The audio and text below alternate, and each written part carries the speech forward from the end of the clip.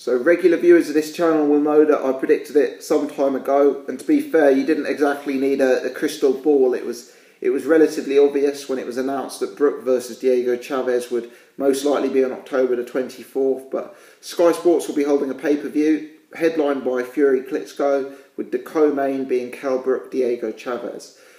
I've got mixed feelings over this fight. You know, for me, Fury Klitschko pay-per-view in its own right. I'd pay 20 quid for that fight in its own right.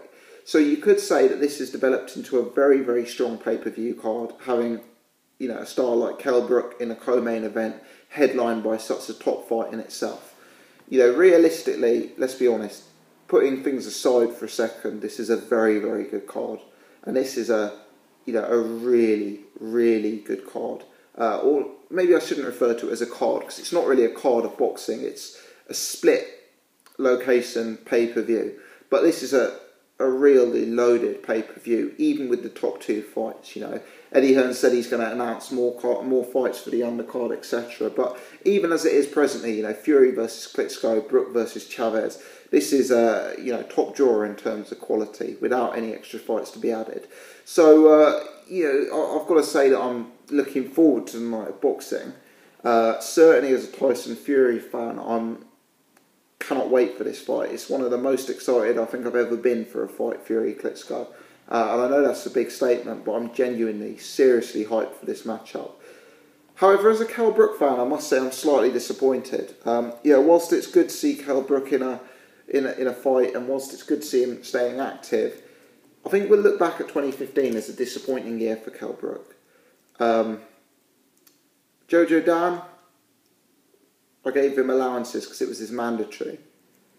Frankie Gavin, I gave him allowances because he was keeping busy coming off injury.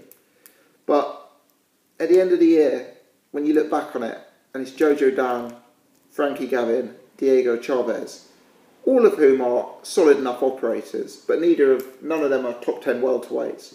None of them are really top 15 welterweights. When you look at those three, it's a disappointing year. Kell Brook, obviously, he's coming off a massive 2014, winning the belt against Sean Porter in the States.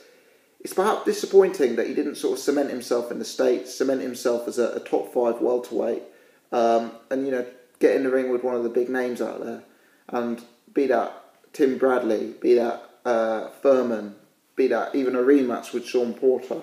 These are all much bigger, more relevant, more globally important fights than Jojo Dan, Frankie Gavin, and Diego Chaves. You know, none of those guys really have the ability and skill set to cause Kell Brook many problems in my eyes.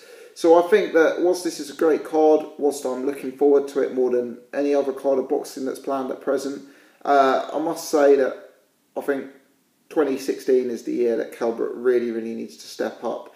And I think his career is stalling and almost losing momentum, given the year he's had. So I hope that doesn't continue. Anyway, that's my thoughts. Let me know your thoughts on this going over to Sky Sports pay-per-view. I'd accepted it some time ago. You know, I know it's been announced recently, but it's possibly not the most surprising news. And although everyone loves to hate pay-per-view, for me, £20 for this card probably does represent value for money, despite the fact that as a Kell Brook fan, there's a tinge of disappointment. Let me know your thoughts. As always, thanks for watching.